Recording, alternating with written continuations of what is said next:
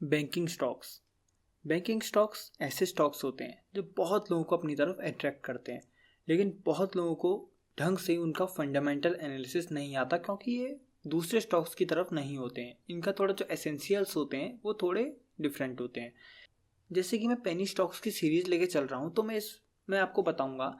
मैं हर penny stocks का fundamental analysis करूंगा और आपको बताऊंगा कि कंपनी कैसी है, क्या इनके फंडामेंटल्स हैं, कैसे इनके एसेंशियल्स हैं और ये कंपनीज करती क्या हैं। नमस्कार दोस्तों, मेरा नाम है गौरव पांडे और स्टार्टअप टॉक्स में आपका स्वागत है। तो चलिए शुरू करते हैं। जैसे कि मैं आपको हर वीडियो में बोलता हूँ, इन्वेस्ट उन्हीं कंपनी में कीजिएगा जिनमें आपको इंटरेस्ट हो या जिनका आपको बिजनेस मॉडल पसंद हो। तो सबसे पहली बात आती है, साउथ इंडियन बैंक है क्या, इसका क्या रेवेन्यू आता है, मतलब हम इसके बारे में जानेंगे। तो साउथ इंडियन बैंक बेसिकली एक प्राइवेट सेक्टर बैंक है जो केरला में एस्टेब्लिश्ड है। इसका हेडक्वार्टर मान लें केरला में है। तो 871 ब्रांचेस अभी इस बैंक की चल रही हैं और 4 सर्विस ब्रांचेस हैं। और साउथ इंडियन बैंक अभी फिलहाल में 27 स्टेट्स और 3 यूनियन टेरिटरीज में एस्टेब्लिश्ड है। तो अगर हम स्टॉक प्राइस की बात करें तो स्टॉक प्राइस अभी साउथ इंडियन बैंक की चल रही है 6.87 रुपीज़। और इसके सीईओ हैं मिस्टर वीजी मैथ्यू जी। और रिवेन्यू की अगर बात करें हम साउथ इंडियन बैंक की, तो 2019 में इस बैंक का रिवेन्यू था ₹6,562.64 करोड़ रुपीज़। तो अगर हम कंपनी के फंडामेंटल्स की तरफ आएँ तो कंपनी का मार्केट कैप जो है, बैंक का मार्केट कैप जो है वो है ₹1243.28 करोड़। और वहीं हम कासा रेशियो बैंकिंग स्टॉक्स में बहुत ज़्यादा इंपॉर्टेंट होता है। कासा रेशियो मतलब current account saving account ratio, कि कितना बैंक के पास करंट अकाउंट और सेविंग अकाउंट खुले हुए हैं। तो करंट अकाउंट और सेविंग अकाउंट्स का 25% है, जो कि बैंकिंग स्टॉक्स के हिसाब से अगर देखा जाए तो थोड़ा कम है। लेकिन मैंने आपको बताया है पेनी स्टॉक्स उतने ज़्यादा अच्छे नहीं होते।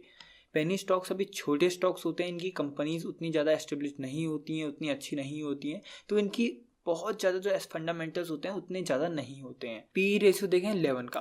पी रेशियो मतलब प्राइस टू अर्निंग रेशियो, मतलब हमको 1 रुपये की अर्निंग के लिए हमको कितने रुपए देने पड़ रहे हैं। जैसे हमको अभी 11 गुना रुपए देने पड़ रहे हैं 1 रुपया अर्न करने के लिए। डिविडेंड यील्ड देखें तो डिविडेंड भी 3.64% का कंपनी देती है। और प्रॉफिट ग्रोथ देखें, जैसे कि मैंने आपको बताया था, इनका प्रॉफिट जो था 2019 में वो था 6,562.64 करोड़। वैसे ही इनका प्रॉफिट ग्रोथ भी चल रही है 1.35% की। रिटर्न ऑन कैपिटल एम्प्लॉयड देखें तो 4.81% है, जो कि ठीक है अगर पेनी स्टॉक्स के हिसाब से देखा जाए। और फेस वैल्यू जो कि होता है, फेस वैल्यू जो शेयर की है वो है ₹1। और नंबर ऑफ शेयर्स मार्केट में जो साउथ इंडियन बैंक के ट्रेड करने के लिए अवेलेबल हैं वो है ₹108, वो है 180.97 करोड़। तो अगर हम कंपनी के फिनस्टार की तरफ से रेटिंग देखें तो ओनरशिप कंपनी की बहुत अच्छी है, वैल्यूएशन भी कंपनी की अच्छी है, एफिशिएंसी ऑफ फाइनेंशियल्स में थोड़ी अभी कंपनी वीक है। अब हम आते हैं अपने ग्राफ्स की तरफ। तो इसमें जो सबसे इम्पोर्टेंट होता है वो है नेट एनपीए, मतलब नॉन परफॉर्मिंग एसेट्स। जैसे कि मान लीजिए कि एक बैंक ने 100 रुपये उधार की तरह मार्केट में दे दिए, तो ऐसे कितने रुपये हैं, ऐसा कितना परसेंट है रुपयों का जो उनके पास वापस नहीं आ पा रहा है, वो होता है नॉन परफॉर्मिंग एसेट्स। जैसे कि हम देखें, इनका 5 साल में इनका 2.75 का नेट एनपीए है और अभी 1 साल में इनका 3.34% का है। मतलब अगर ये 100 रुपये मार्केट में देते हैं लोन की तरह, तो इनका 3.34 रुपीज़ नहीं आ पा रहा है वापस। तो ये जितना ज़्यादा कम हो उतना ज़्यादा बैंक के लिए अच्छा होता है। अब हम आते हैं कॉस्ट ऑफ लाइबिलिटीज़ की तरफ। कॉस्ट ऑफ लाइबिलिटीज़ मतलब जो हमने सारा जितना, जैसे फिक्स्ड डिपॉजिट्स हैं, सेविंग अकाउंट्स हैं, जितने भी अकाउंट्स खुले हैं, हमको टोटल कितना परसेंट मार्जिन मतलब इंटरेस्ट हमको देना पड़ रहा है मार्केट में। जैसे भी किसी ने अपना फिक्स्ड अकाउंट डिपॉजिट का अकाउंट खोला है, किसी ने एफडी करवाई है, किसी ने सेविंग अकाउंट्स खोला है, तो हमको कितना परसेंट उनको इंटरेस्ट देना पड़ रहा है, वो होता है कॉस्ट ऑफ लाइबिलिटीज़। और जो बैंक की सबसे इंपॉर्टेंट बात होती है वो है उनकी ग्रोथ। तो बैंक की ग्रोथ कैसी चल रही है, तो हम बैंक की ग्रोथ देखने के लिए यहाँ एडवांसेस ग्रोथ और होता है CAR मतलब कैपिटल एडिक्वेसी रेशियो, मतलब बैंक के पास कितना कैपिटल है आगे रेस करने के लिए, मतलब कितना बैंक अपना कैपिटल रेस कर सकता है आगे। तो कैपिटल एडिक्वेसी रेशियो जितना ज़्यादा अच्छा होगा उतना ज़्यादा बैंक आगे अपने आप को और ज़्यादा चला सकता है। तो जितना ज़्यादा CAR% होगा उतनी ही ज़्यादा होगी एडवांसेस ग्रोथ। मतलब अगर मान लीजिए साउथ इंडियन बैंक ने इस साल 100 रुपये उधार पे दिए हैं, तो एडवांसेस ग्रोथ के हिसाब से देखा जाए तो अगले साल वो 102.78 रुपीज़ दे सकता है। तो 2% से इनकी एडवांसेस ग्रोथ चल रही है, जो कि बहुत कम है। ग्रोथ अभी कंपनी में बहुत कम है। अगला आता है net interest margin. Net interest margin मतलब कितना इंटरेस्ट वो सब इंटरेस्ट देने के बाद और सारा इंटरेस्ट लेने के बाद लोगों से कितना इंटरेस्ट अपने पास बचा रहा है। तो ऐसे में net interest margin south Indian bank 2.6% अपने पास मतलब बचा रहा है। और पिछले 5 साल में देखें तो मतलब इनका नेट इंटरेस्ट मार्जिन में ज़्यादा कोई चेंज नहीं आ रहा है। तो वहीं अगर हम नीचे इनके शेयर होल्डिंग पैटर्न की तरफ जाएं तो पब्लिक में ज़्यादा इनका जो शेयर होल्डिंग है वो पब्लिक को ज़्यादा है, मतलब शेयर्स के थ्रू। और वैसे जो बाहर से जो पैसा आता है वो इनके पास ज़्यादा है। और फॉरेन इंस्टीट्यूशनल इन्वेस्टर्स इनके पास 19% के हैं और डोमेस्टिक इंस्टीट्यूशनल इन्वेस्टर्स इसका 7.3% के हैं। और प्रमोटर्स होल्डिंग इसके पास बिल्कुल भी नहीं है। ये बहुत बहुत ज़्यादा प्रॉब्लम की बात है। अगर देखा जाए तो प्रमोटर्स होल्डिंग बहुत ज़्यादा ज़रूरी होती है। अगर कंपनी को कुछ प्रॉब्लम आई तो बाद में अगर प्रमोटर्स के पास पैसा ना हो खुद का तो उनको प्रॉब्लम हो सकती है। वहीं अगर स्ट्रेंथ देखी जाए तो अभी इनके पास इतनी अच्छी कोई स्ट्रेंथ है नहीं। और लिमिटेशंस देखे जाए तो लिमिटेशंस तो बहुत है। कासा रेशियो जो मैंने बताया था वो current account saving accounts ratio वो भी इनका ज़्यादा बढ़ नहीं रहा है। वह 25% था, अगले साल भी जितने अकाउंट खुल रहे हैं उतने ही अगले साल भी खुलेंगे। ऐसा कर कहीं कासा रेशियो इनका नहीं बढ़ रहा है। द बैंक का रिटर्न ऑन एसेट्स देखा जाए तो वो भी इनका बहुत अच्छा नहीं है। और increase in provisions and contingencies हो रही है वो ईयर ऑन ईयर बढ़ते जा रही हैं। कंपनी है जो पुअर प्रॉफिट ग्रोथ, जैसे कि आपको पता है प्रॉफिट ग्रोथ पास्ट 3 ईयर्स में अगर देखा जाए तो प्रॉफिट ग्रोथ कम होती जा रही है। पिछले साल इन्हें 6,000 करोड़ कमाए तो इस साल वो 3,000 कमाएंगे। ऐसे करके उनकी प्रॉफिट ग्रोथ बहुत ज़्यादा कम होती जा रही है। वहीं इनके क्वार्टरली रिजल्ट्स की तरफ देखा जाए तो इंटरेस्ट अर्न जो इनका जून 2020 का देखते हैं वो इनने 1886.88 करोड़ कमाया है। इंटरेस्ट इनने इतना कमाया है और इनने इंटरेस्ट दिया है 1299 का। तो यही होता है NIM। जो 1886 माइनस 1299 आप करोगे तो इसके बीच में जो आपका वो बीच में जो अमाउंट आएगा वो होता है नेट इंटरेस्ट मार्जिन। मतलब इतना बैंक की अर्निंग है ये। इसको हम दूसरे शब्द में भी कह सकते हैं जो होता है spread is the earning of the bank. तो अदर इनकम्स देखी जाए जो इधर उधर से आती है वो है 284.98 करोड़। तो वहीं अगर हम इसी बैंक को दूसरे ऐसे ही बैंक्स के साथ कंपेयर करें तो देखते हैं क्या हालत है। कर्नाटका बैंक के साथ देखें तो मार्केट कैप कर्नाटका बैंक का थोड़ा सा इनसे ज़्यादा है। और PB रेशियो कंपनी का दोनों कंपनीज का बराबर ही है। PE रेशियो देखा जाए तो कर्नाटका बैंक हमको अभी की कीमत में बहुत ज़्यादा सस्ता मिल रहा है साउथ इंडियन बैंक की।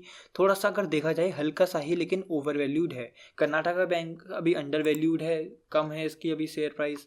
और वहीं हम अर्निंग पर शेयर देखें वो भी कर्नाटका बैंक में ज़्यादा अच्छी है। और रिटर्न ऑन इक्विटी देखा जाए तो वो भी कर्नाटका बैंक में ज़्यादा अच्छा है। तो अभी इस हिसाब से देखा जाए कर्नाटका बैंक ज़्यादा अच्छा चल रहा है साउथ इंडियन बैंक से। वहीं हम थोड़े नीचे वाले बैंक में जाए जैसे कि जम्मू एंड कश्मीर बैंक में देखते हैं तो market cap Jammu and Kashmir bank का कम है साउथ इंडियन बैंक से। PB रेशियो कम है। PE रेशियो तो अभी जम्मू एंड कश्मीर बैंक का 0 में चल रहा है। अर्निंग पर शेयर माइनस में चल रही है। ऐसे करके ये उतना ज़्यादा अच्छा बैंक नहीं है। लेकिन अगर आपको फंडामेंटल्स अच्छे लगे हैं, टेक्निकल एनालिसिस कीजिए और सब कीजिए तो बैंक पेनी स्टॉक्स जो होते हैं वो बहुत ज़्यादा मल्टीबैगर रिटर्न्स देने के लिए जाने जाते हैं। तो वहीं जैसे Ujjivan finance small finance bank है, ये बहुत ज़्यादा अच्छा बैंक भी है। मैंने भी इस पर भी रिसर्च की है, ये बहुत अच्छा बैंक है। तो वहीं देखा जाए तो मार्केट कैप कंपनी का देखा जाए तो साउथ इंडियन बैंक से तो बहुत ज़्यादा है। PB रेशियो ज़्यादा है, PE रेशियो ज़्यादा है। मतलब अभी थोड़ा उज्जीवन स्मॉल फाइनेंस बैंक थोड़ा सा ओवर वैल्यूड है। सो अब हम डिटेल्ड एनालिसिस में देखते हैं क्या south Indian bank attractive stock है इन्वेस्ट करने के लिए। तो जैसे कि आप जानते हैं जो बैंकिंग सेक्टर है वो बहुत ज़्यादा रैपिडली इंक्रीज़ हो रहा है इंडिया में। इंफ्रास्ट्रक्चर में स्पेंड किया जा रहा है, फेवरेबल गवर्नमेंट पॉलिसीज़ आ रही हैं और बहुत सी डिस्पोजेबल इनकम्स और इंक्रीजिंग कंज्यूमरिज्म से बहुत ज़्यादा आसान हो गया है क्रेडिट लेना बैंक से। तो बैंकिंग सेक्टर्स जो हैं वो अभी बूम में जाने वाले हैं इंडिया के अंदर। तो वहीं हम साउथ इंडियन बैंक की देखा जाए, जैसे कि अभी ये उतना ज़्यादा अच्छा चल नहीं रहा है, लेकिन जैसे कि मैंने बोला आपको बूम में जाने वाला है एक बैंकिंग सेक्टर, तो क्या ये कैसा परफॉर्म करेगा। तो ऐसे में for banking companies the primary source of income is interest earn. जैसे मैंने बताया, इंटरेस्ट जो अर्न करते हैं वही उनके लिए इनकम होती है। तो वहीं अगर हम देखा जाए, साउथ इंडियन बैंक ने 7,768 करोड़ का रिवेन्यू किया था लास्ट फाइनेंशियल ईयर में, और डिसेंट रिवेन्यू ग्रोथ दिखाई थी इनने 9.91% की, जो कि बहुत अच्छी बात है। मतलब रिवेन्यू इनका अच्छा खासा अभी आ रहा है। और इन टर्म्स ऑफ एडवांसेस अगर देखा जाए तो बैंक ने 2.78% ईयर ऑन ईयर राइज किया है। तो वहीं एडवांसेस ग्रोथ की देखा जाए तो 11, जैसे कि मैंने आपको एडवांसेस ग्रोथ का भी बताया था, मतलब इतना परसेंट से ये अभी ग्रोथ कर रही है। जैसे 100 रुपये इस साल इनने दिए हैं, तो अगले साल ये 102.78 रुपीज़ दे सकती है। अगला पॉइंट है जो कंपनी का कासा रेशियो। कंपनी का कासा रेशियो जैसे current account and saving account ratio वो अभी है चल रहा है 25%। तो ये भी बहुत अच्छी बात है। मतलब आगे अगर बैंक की इतनी ज़्यादा एडवांसेस ग्रोथ के ऑप्शंस दिख रहे हैं और रिवेन्यू अच्छा खासा आ रहा है, तो कासा रेशियो ज़रूर इंक्रीज हो जाएगा। अभी जो बेस्ट अगर साउथ इंडियन बैंक में देखा जाए तो वो चल रहा है PB ratio, price to book value ratio. मतलब करंटली साउथ इंडियन बैंक का पीबी रेशियो है 0.24, जो और समय भी हिस्टोरिकल जो इसका एवरेज पीबी रेशियो था वो था 0.62। तो इस हिसाब से देखा जाए तो अभी बैंक का जो पीबी रेशियो है वो बहुत अच्छा 0.24 में अभी चल रहा है। पीबी रेशियो मतलब ये एक फाइनेंशियल रेशियो होता है जो कंपेयर करता है कंपनी की करंट मार्केट प्राइस क्या चल रही है और उसकी बुक वैल्यू से।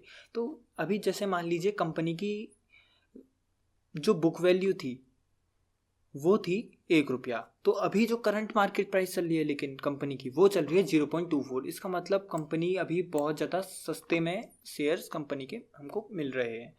तो ये एक एट्रैक्टिव स्टॉक्स हो सकता है इन्वेस्ट करने के लिए। मेरा पिछला जो पेनी स्टॉक्स था ट्राइडेंस लिमिटेड का, वही उसने ही बहुत अच्छा परफॉर्म करना शुरू कर दिया है। 6 रुपीज़ में मैंने आपको उस कंपनी का बताया था और अभी नियरली 8 रुपीज़ में वो ट्रेड कर रहा है। तो 2 रुपीज़ का उसने मतलब अब ट्रेंड जा चुका है। 2 रुपीज़ से वो शेयर का प्राइस बढ़ चुका है, वो भी सिर्फ 2 हफ्ते के अंदर। तो उम्मीद करता हूँ कि ये स्टॉक्स भी आगे जा सकता है। तो अगर आपको वीडियो अच्छी लगी तो वीडियो को लाइक कर देना, और कोई भी कमेंट में बताना मुझे, कोई भी क्वेरी होगी या कोई भी सजेशन होगा वीडियो से रिलेटेड तो कमेंट्स में बताना, और आगे व्हाट्सएप नंबर आएंगे आप उन्हें मुझे बता सकते हैं। So thank you for watching.